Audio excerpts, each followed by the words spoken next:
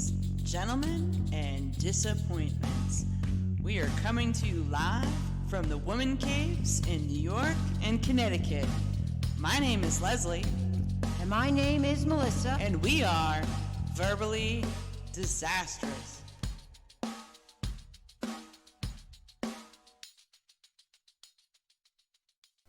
Hello, everyone. The topic for this episode, I am thinking back to when we used to booze it up on the job site. One of the things we all used to do regularly in construction, drinking on the job, was as normal as working. When I was a first-year apprentice, I was sent out for beer for afternoon break. Nowadays, there is only an afternoon break if you work overtime. This was on the very first job in my construction career. I didn't bat an eye and did exactly what was asked. As a fresh face, I know I should have found the request as odd. However, it didn't take long to figure out that this was, quote, normal. An old-timer would say to me, "Never trust a person who doesn't drink." I thought about what he said. It made sense at the time. If someone is not willing to get down and have a beer on the job with the crew, that person could very well snitch. I learned quickly that snitches get stitches. 25 years ago or more, it felt like you were an oddball if you didn't drink. I knew of some coworkers who would work better after drinking all morning. On the other hand, I used to monitor some people's level of drunkenness. I would not let a guy label the wire pulls after about 11 a.m. each workday. I would take care of it for him, and he would do other tasks. If I didn't babysit him, we would end up wringing out a bunch of wires and wasting time. Mind you, I was an apprentice, and he was making a hell of a lot more money than I was making. It was the culture to look after people and help them avoid doing dumb stuff. I can't count how many times my coworkers and I have babysat drunk coworkers. There were guys who left a beer can over each light fixture they wired. Under normal circumstances, it doesn't take very long to enter a wire into the fixture and splice. This gives you an idea of how hammered these guys would get each day. There were guys who would dump the empties down a finished wall. I loved hearing stories about doing demo in a space years later. While the laborer was removing the wall, he was met with an avalanche of beer cans. It was quite normal to go to the bar as early as 11:30 a.m. for lunch. It was also very common to not leave the bar to go back to work. In the trade, we called that a nooner. I cannot honestly say that I never did that in my career. I pulled that move with a journeyman back when I was an apprentice. I got a bad layoff, my first and only ever, 2 days before Christmas. I talked about the dilemma in detail in my book, #Construction Tales. I was so embarrassed about that situation at the time. I laugh at myself that I opened up enough to document it in my book. I did a few extended bar sessions during the course of my career when I wasn't having to rush home to get my son from daycare. It was on a girls' private school job back in 2002, where the entire crew would shape up in the job trailer and stick around till like 6, 7 p.m. at night. We would watch our general foreman drive down the road for his doctor's appointment. The general foreman was an absolute gentleman who was enduring cancer treatments. My crew sure as hell made sure to take advantage of the times when he left the job. Once his taillights disappeared, we all gathered to drink a ton of beer. The acting foreman was a huge drunk who aided in the whole boozing sessions in the job trailer. It was like leaving a fox in charge of the hen house. No bueno. Guys were doing cocaine on the ductwork.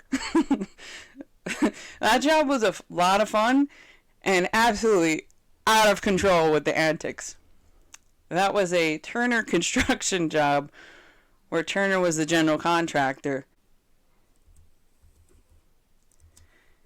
The super would scratch his head and wonder why the hell the entire crew stayed on the job in the trailer for hours instead of going home.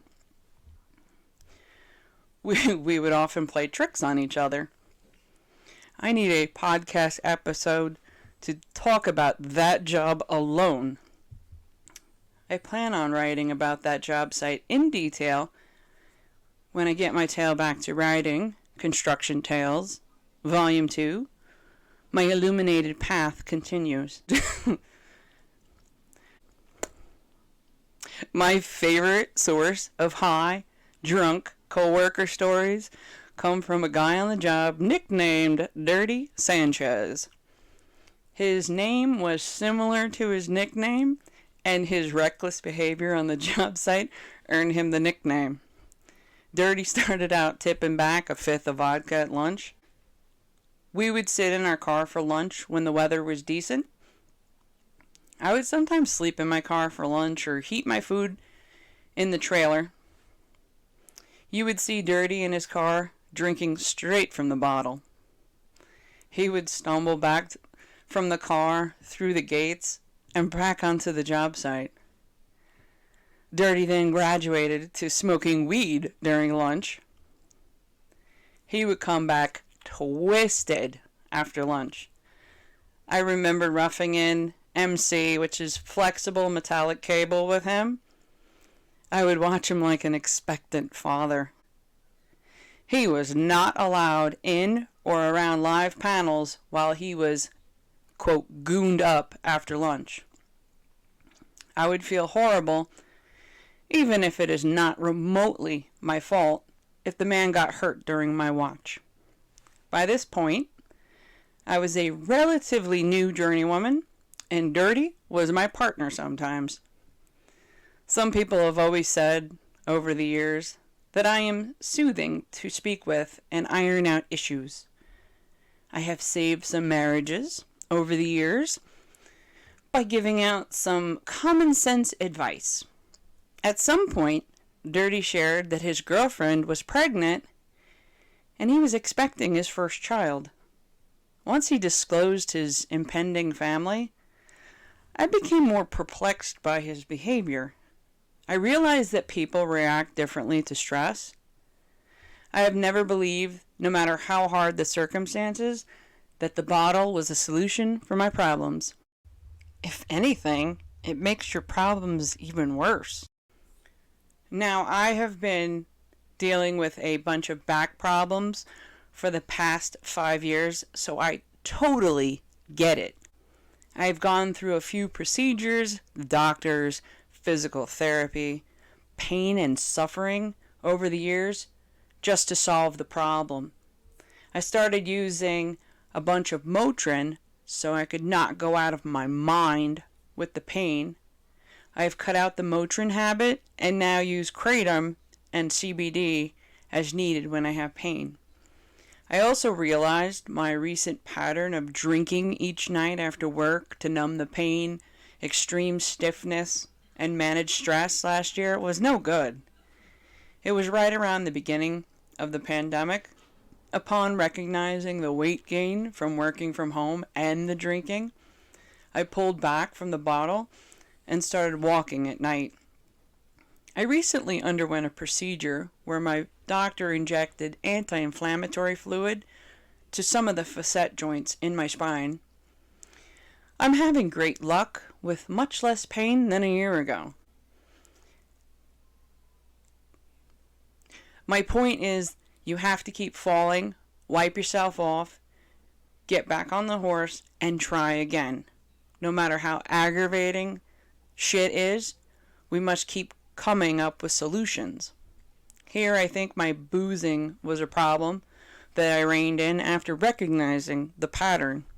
I cannot even imagine going a lot harder than that. Just when I think my issue is a problem, a coworker of mine will trump it. Back when I was working on a jet job with Dirty, we would chat while working. What I have learned is that men on the job need someone to vent about their life. I took pride in being an ear and a voice of reason for many of my coworkers over the years. I am sure if I felt comfortable, I would share parts of my life as well. Somehow, Dirty disclosed he received some drugs in liquid form in the mail from California. Prior to coming into the trade, I had no idea how many types of drugs there are on the market. I grew up with an overbearing father who ended up sheltering me. My dad ruled with a tight fist and did not allow that in his house. I never even saw him or anyone else take a sip of alcohol. Going into the military at 17 years old was a rude awakening with the drinking. In all fairness, I learned about drugs from working in construction. I had a coworker approach me when I was about 24 years old with a small white vial with rice in the bottom of the vial while we were working in a high school. I asked him what was that, and he put it back in his pocket. He assumed that I, quote, partied, and he was very wrong. He was also trying to offer drugs as a peace offering for being a dirtbag to me when I first came on the job. My coworker later on explained that it was cocaine. This dude was bold as hell for having that on his person in a high school. About 2 years later, I'm on a ladder working with Dirty while he explains what is in his clear vial. I have never heard of angel dust. He was highly amused by my questions and expressions of amazement and disbelief. Dirty explained that he would use an eyedropper and put the liquid on his blunts. He would then smoke the blunts at lunch and come back twisted. I was like, what? You don't need to be psychic to know that this will not end well for Dirty. Despite Dirty's reckless regard for himself or his surroundings, the general foreman and the foreman, known on the job as the number 1 and number 2, did not discover his antics for a while. Almost our entire crew would go to a well-known dive bar near the job for lunch. In comes Dirty to join the crew for lunch. Toward the end of the lunch, when we were going back to work, Dirty pulls out a blunt. He puts it in his mouth and swiftly lights it up at the bar. The entire group rushed to get him to put it away. We were not looking to get in trouble at a bar that we all patronized on Fridays for lunch. We all kept watch on Dirty as he became more and more twisted on the job. One time after lunch, Dirty actually starts walking back to work with a Belvedere bottle in his hand. A group of us grabbed him and told him to put the bottle back in his car. The visual of him walking in with a left and right slide to the side, walking to the job site, kicking up dirt and dust, while holding the bottle by the neck. Dirty was squinting in the sun with his head tilted to the sky, looking absolutely out of his mind.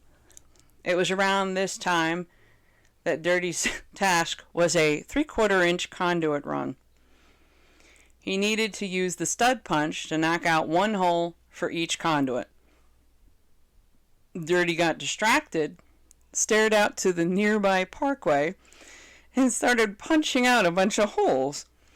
By the time Dirty woke up from his stupor, he had a pile of 1-inch round pieces of metal at his feet and an entire section of metal stud gone.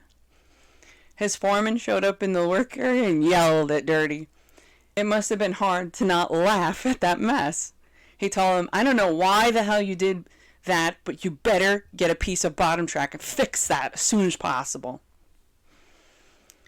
Once we finished roughing in some office sections and conduit runs, it was time for the wire pulls.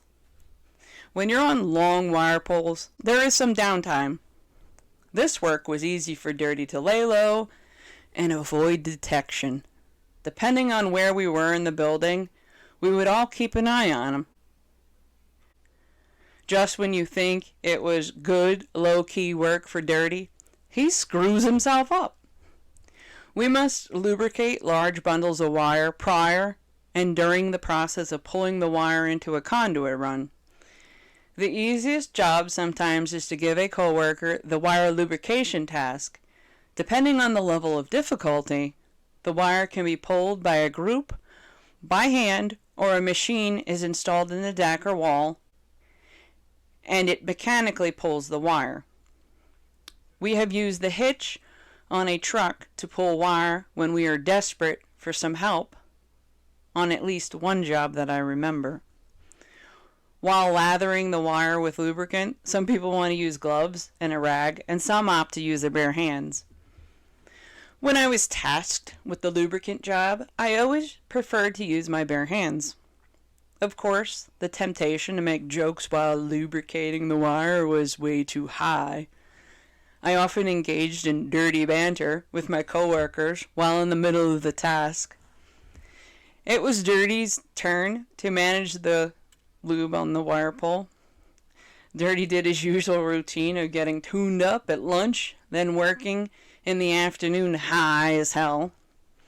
It was during one of these moments when Dirty decided to dig into the 5-gallon lubricant bucket way past his elbows. Dirty went a bit further with the wire lubricant and was actually playing in it. He was hallucinating and saying that pretty butterflies were coming out of the bucket and he was trying to catch them. Of course, this is when the number 2 foreman stumbled upon his antics and raised hell. He grabbed the shop steward and discovered exactly how stoned Dirty was while working. Oh boy. Dirty was immediately removed from the job site. The shop steward drove Dirty home since he was deemed unable to drive. The next day we saw Dirty returning, doing the walk of shame. Dirty came on the job to get his tools and collect his last paycheck and layoff. He actually got a drug-related layoff that meant he needed rehab before returning to the bench and becoming available for work for another contractor. If I'm not mistaken, I have heard that workers get a shot at rehab at least 2 times through our medical in the union. I have crossed paths with many coworkers who were in desperate need of an intervention. I know of one coworker who I absolutely adored who could have used the rehab. He used to religiously give me rides when I had car problems as an apprentice. They would make beer stops before the carpool ride and once the ride finished. He was in the need of surgery and tried drying out on his own at home. He ended up dying due to a seizure as a result of alcohol withdrawal while at home. I found out about his plight after attending his funeral. He is indeed a person I miss and wish he had gotten help. The bar scene was so ingrained in our construction culture for many years. We used bars as references for job sites. I remember many times at lunch trying to pound down as many beers and shots as possible before having to return to work. By the time I was on a job site around 2008, the general contractor was really trying to stop the drinking on the job. They actually tried to patrol the bars and catch different trade workers drinking. We managed to find this nearby low-key eatery spot that served beer. It seemed like a place that would avoid detection. That only lasted for a short period of time. When anyone from management found it and walked in, we would immediately stop drinking. We were staring out at the window, watching the street to avoid anyone sneaking up on us. As soon as a white hat walked in, we would push all the beer bottles to the center of the table to avoid getting busted. The manager from the general contractor would get frustrated and walk out. We would all split up and enter the job site from different directions to avoid detection. Sometimes the general contractor had people at a checkpoint near the entrance gates looking for workers with booze on their breath. A couple of guys were pinched and forced to go home for the day. The very next day, the same guys were back at the spot drinking beer. It didn't stop them. They only learned how to be more strategic. Sometimes they would call a coworker in the building and ask them at what gate were the white hats trying to bust the lunchtime drinkers. If there's a will, there's a relative. I always figured that I would work with the tools. When I was younger, I had zero aspirations to get into management. I had figured that I would just be one of the guys until my retirement. I wanted to go to work, take pride in the creation, talk trash amongst my coworkers, poke fun at stuff, hit the bar for lunch, and last on a project as long as possible until the layoffs come. Life works in mysterious ways. I believe I changed my mind shortly after the 2008 recession and went back to college for my business degree in 2009. The huge blocks of no work really frustrated the hell out of me. I then started to panic about the, quote, sky falling, so to speak. What if New York construction jobs never came back? When you run out of unemployment, savings, and union funds, that is when the real fear set in for me. How the hell am I going to take care of my family? It was during this recession that made me feel like I had a very limited skill set. I envisioned a bunch of electricians fighting over ceiling fan jobs. There are only so many side hustles out there. I really felt backed into a corner like a rat in a maze, so I opted to go for more training. I never wanted to ever feel like that ever again during bad economic times in the future. Somewhere along the way, while in night college, I decided to work towards becoming a project manager. As a result of huge blocks of no work, I ended up really taking a leap of faith and trying out management. I cannot even articulate into words the level of fear I had when I made the leap 6 weeks after leaving the tools. My last day with the tools was March 7th, 2014. I had many thoughts racing through my mind. What if I fail? What if I make a mistake? I'm so nervous about the lack of available work. My sons most certainly are aware of my fear. Despite my fear, I took the leap, and it worked out so far. I landed in management for some very large electrical contractors for quite a few years. I now work for a smaller yet growing woman-owned electrical contractor. In the past year, I have now shifted my focus into safety. There has been a lot of elbow grease studying for the past 18 months. My first exam was the Certified Health Safety Technician, known as CHST. Then, Associate Safety Professional, ASP. Next was the Certified Safety Professional, CSP. And I just passed the New York City Site Safety Manager exam in February. I was having to rigorously study New York City Building Code in order to pass the last exam. The choice to evolve and continue gaining more training is something that I would have never anticipated back when I worked with the tools. My mindset has also shifted along with my training. I no longer think that boozing on the job is acceptable. If I come across someone who is drunk, I will be forced to ask them to go home. It is somewhat humorous that I evolved from a typical construction worker who drank at lunch to being the person monitoring people as well as looking out for the health and welfare of the entire project. As a woman who has started out as an apprentice, I have seemed to earn the respect of the fellows on the job. As I've gotten older, I see that there are more and more women in management roles. I admit that this is something that is foreign to me. I'm not here to hurt anyone's livelihood. I see myself as more of a person who is looking out for the interest and safety of people on the job. The goal is for everyone to go home to their family in the same condition each day that they showed up. Years later, I was talking about the whole drinking on the job antics and ways of being back as an apprentice. Sometimes a group of us will share old job stories. The younger people are wide-eyed and cannot believe that an entire crew was drunk by the afternoon. Anyone who is drinking on a job today must be rather discreet. When times are tough, you must try to walk the line and not get in trouble. I was talking to a coworker who has always been in management. He doesn't get the culture at all. Only a fellow field person turned management would have understood the job culture over 25 years ago. The guy was absolutely perplexed and asked me why I didn't snitch. I started with explaining how the job site culture was back in the 1990s. The unspoken rule was you didn't have to get up from the bar stool until your foreman did. They didn't want you to spook the herd, so to speak. Once he got up, his entire crew got up and followed suit. I remember one job site where there was a hidden liquor cabinet. The crew would go for a refill. On one job, we were stuck working in a ridiculously hot space.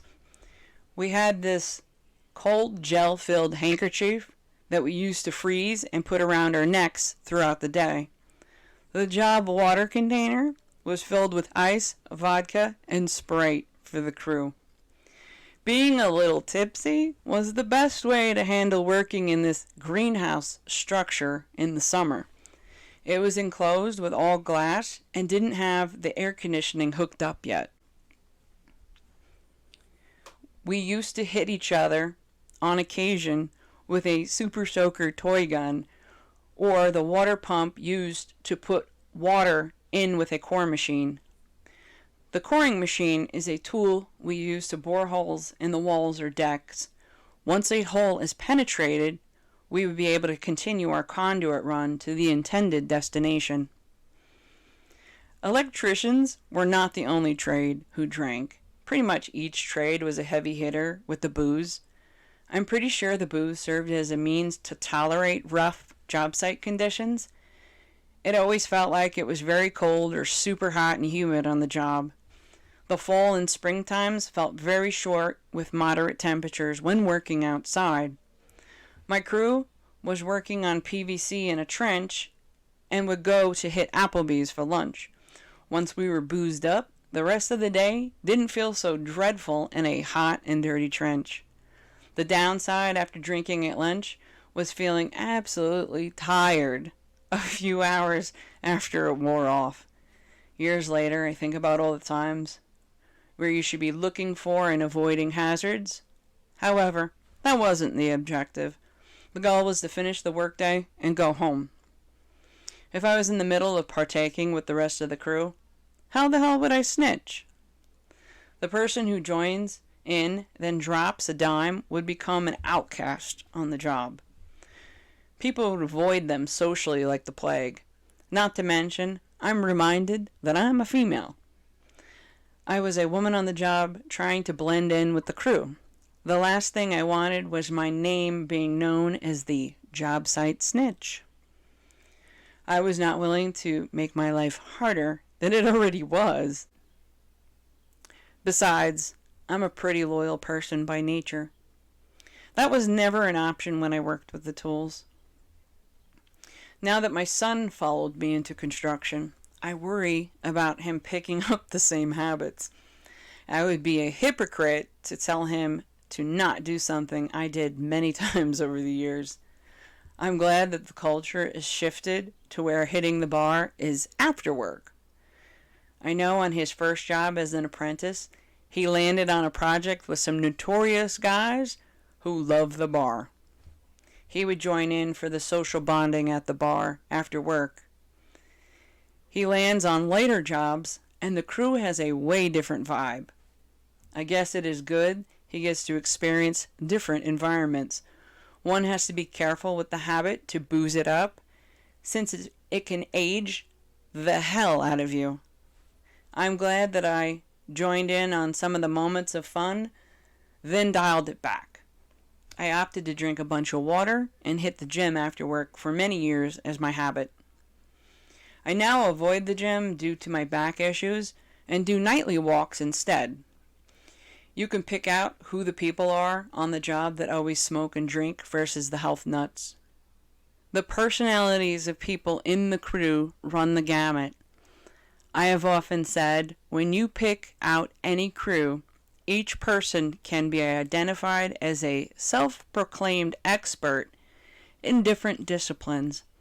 Electricians like to read and have a hunger for knowledge.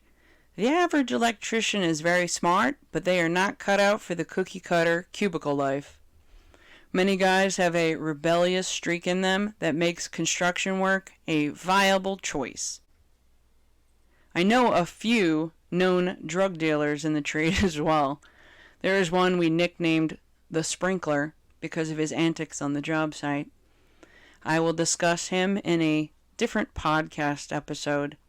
I did talk about him briefly in our 4 apprentice life episodes with my sons recently.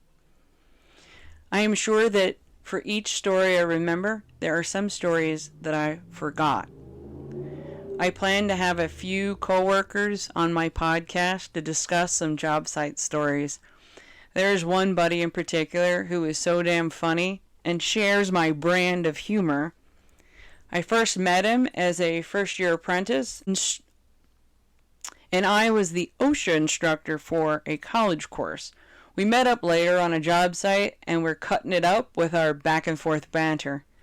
I have another funny friend, Mike. He is like a brother to me, who we both went through our apprenticeship around the same time. I need to get him on for a podcast episode.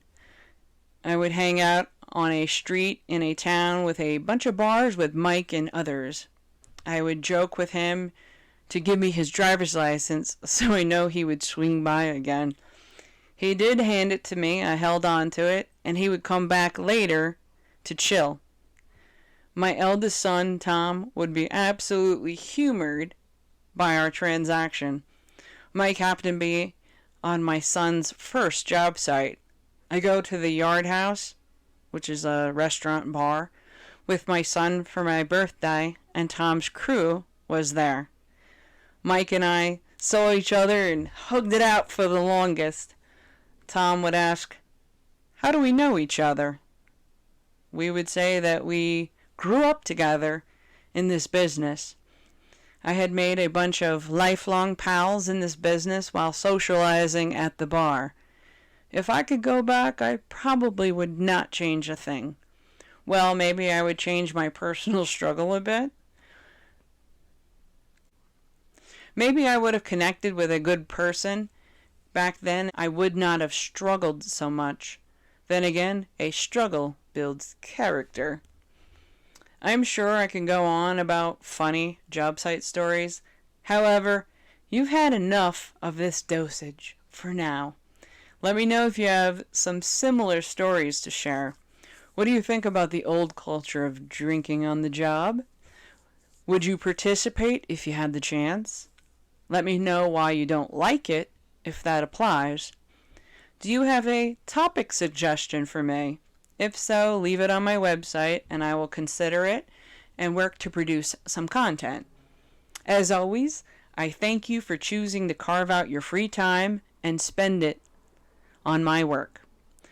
For the mothers out there, I hope you have a great weekend. I hope your family comes up with something thoughtful and doesn't force you to cook on Sunday.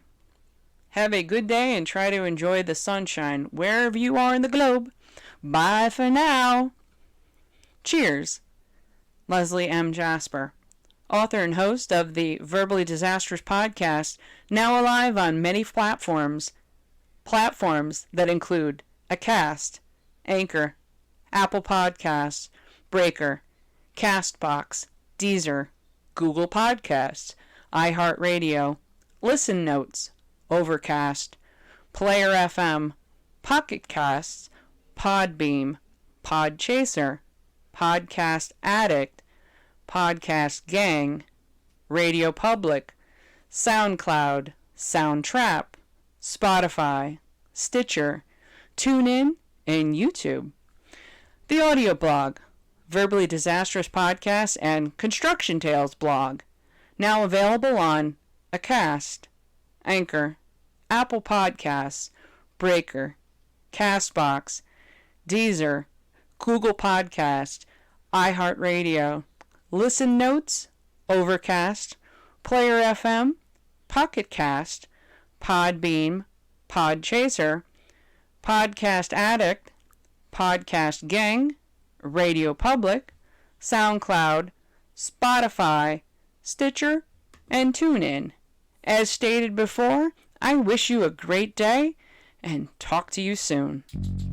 This wraps up another episode on the Verbally Disastrous podcast that can be found on Spotify, SoundCloud, and YouTube. For more information, head over to www.constructiontales.com. Thank you for listening and have a great one.